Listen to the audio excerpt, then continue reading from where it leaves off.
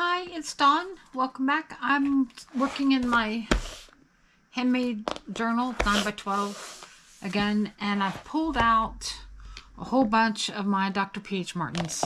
And I have 6, 12, 18, 19, 20. I have 21 of these guys, these bottles. And other than just playing around with them, I've never swatched them.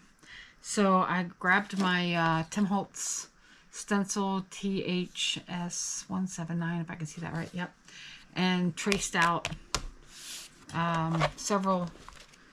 I have several to do here, but I thought I would play around with these guys and see, you know, just kind of get a feel for them a bit, because other than just kind of adding them here and there, I really have not messed with them nearly as much as I should have. And confession, I have probably had some of these colors for, I don't want to think, I really don't want to think how long I've had some of these. Probably they've been in my stash for 10 years and I've barely played with them. I know. So I'm not real sure what to put out on this palette. I'm just putting out a little bit, and as I recall, they're fairly pigmented. But yeah, we're in strange territory here. So this first color is Crimson 18B, and we're gonna see what we got. This is Strathmore Series 4 paper. It's nothing super special. It's mostly cellulose, but let's see if we can get happy with this with these yeah,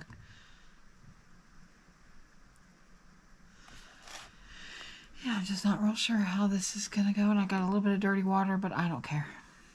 We're not being, this is not scientists. This is not a science experiment. This is just painting. This is just watercolor. And I barely dabbed it at the end of the tip of that bottle, by the way, and you see how much pigmentation we've got going on here. I didn't even look to see if there's any pigment information on it. Making sure it's closed tightly before I turn it. It does say on here that it will work with airbrush, technical pen, or a brush. I didn't notice that before. I've had them all this time. Let's see what else it says. 18B. Feels like this label might pull up, but I really don't want to pull on it. Shake well. Oh, I didn't do that. Oh well. Oh, other than it says half an ounce. Doesn't really give you, you know, it's got the website docmartins.com. Not the shoes. Not the shoes, people. Just the pigment. Okay, well, we're playing. That's all. All right, let's see what we can get here.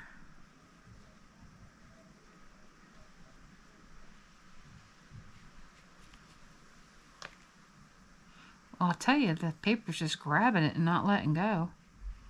I'm not sure if I like that very much, but, you know, I suspect if you're doing florals, these would be great colors because of how pigmented they are. All right, so that was Crimson. Let's move on to Persimmon. It says 3A, and I know they make a bunch of these colors. I like the idea of having liquid, but then I got intimidated by it. Let's just call it what it is. I got the intimidation factor going, and I think the first time I used one of them, I was just like so blown away by how much pigment there was. I'm not sure I liked it so much, but you know, you gotta go back to things. Try them. Persimmon is what this one's called. That's pretty good. There's no granulation, obviously, because it's just pigment suspended in a, I don't know. It's suspended in some solution. It said shake it, and did I? No. And this is, oh, look at the sediment on the bottom on this one. Did Crimson have that? It did. Look at that. Okay, I'm calling foul on this test. All right, so I'm going to do it on the next one. I'm going to finish Persimmon, but I did not realize how much pigment was sitting on the bottom, and I'm just getting water. Well, that makes me a little You know what? I got some empty spots over here on this other wheel. I may go back and redo these two at the end so that we feel like we're getting a fair representation of that pigment, because this feels like then this is just a falsity here. What I might do is go ahead and shake these other colors up. Are they all like that? This one doesn't appear, a little bit. Nope, the green doesn't have any sediment. That one is ice green. What about this one? Nope. Okay, so not all. Oh, yeah, there's a little bit in this one. All right, so I am going to shake these up. I'm just hitting it on the base of my hand to make sure they're good and mixed up. Is there any in this one at all? There's none in the ice green. Any in this one? Calypso. No, doesn't appear to be. And then April green has a little bit. Probably have to shake this one again.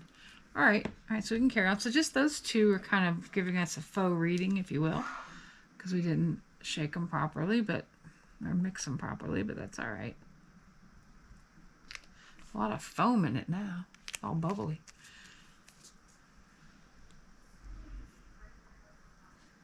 Radiant Concentrated Watercolor. This is Sunshine Yellow 43D Delta. I'm excited to try these, but I don't... That's Radiant Sunshine Yellow? That's Radiant? All right, let's do this. Let's go more dry brush on this. A little less water. That does not feel terribly radiant to my mind. Not very bright at all. The other two, not shaken up, were way brighter. Yeah, look at that. I feel like, look, I think there's pigment here that's not dissolved. Well, all right. I may have to come back to this one too.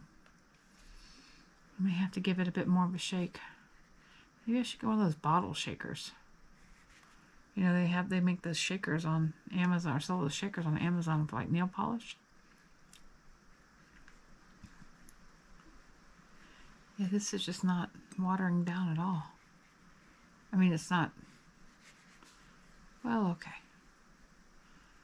Listen. We're just having a little fun here, right? But I just can't seem to get much... See, even these that didn't shake up, I was getting some variation in the color. But this just is just the same. No. Well, all right. It is what it is, man.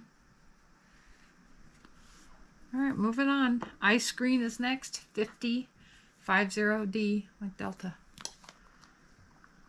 This feels like it's going to be very pigmented. But we'll see.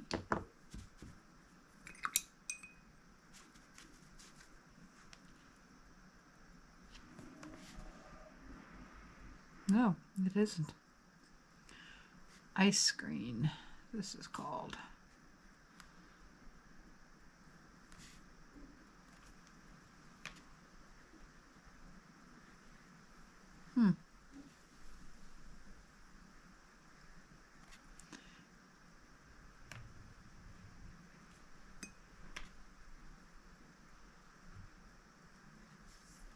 Well, I don't hate it. It's just not amazing, you know? These first two were just super saturated and very beautiful and absolutely gorgeous. And this is just kind of but it's okay. I'm using, by the way, number 5 round from Hobby Lobby that I've had like for 300 years. I don't know that this is the right size today for anybody else, but the same size. This one's Calypso Green 41C. It does not appear to have any sediment or any pigment in the bottom, but I shook it up just in case. This looks highly pigmented. We are about to find out. Woo! Okay, Calypso. Calypso came to show what she's made of. Wow. We like you, Calypso. You are definitely bright, girl. If you're looking for bright, we got you.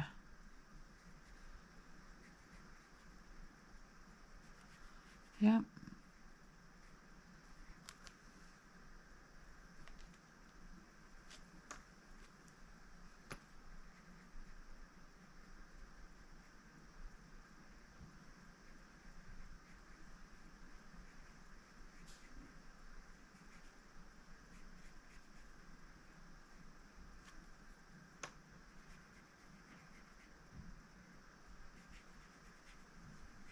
All right, we like that green. We don't dislike the ice green. It's just she didn't get very dark. All right, the last one did have a little sediment, and that's April Green 23B. And let's see what we got for her. Yeah, she looks pretty strong. She had a little sediment, but I shook her up, and I think she's still good to go. All right, I was expecting a little more based on the darkness on the palette, but she looks similar to Calypso, doesn't she? Isn't that funny? Let's, oh, here's the difference. This is more blue, and this is more, the Calypso is more blue, and April is more yellow. Maybe the ice color is meant to be a really pale shade. I had several ices in here. The next set, I'll be doing ice pink. And then I think I've got an ice blue that'll be in the next swatch. And is that it for the ices? I think that is it. So I wonder if the name kind of gives you a hint to the pigmentation strength. And yeah, I know. I'm not being very careful. Sorry about that. But that could be.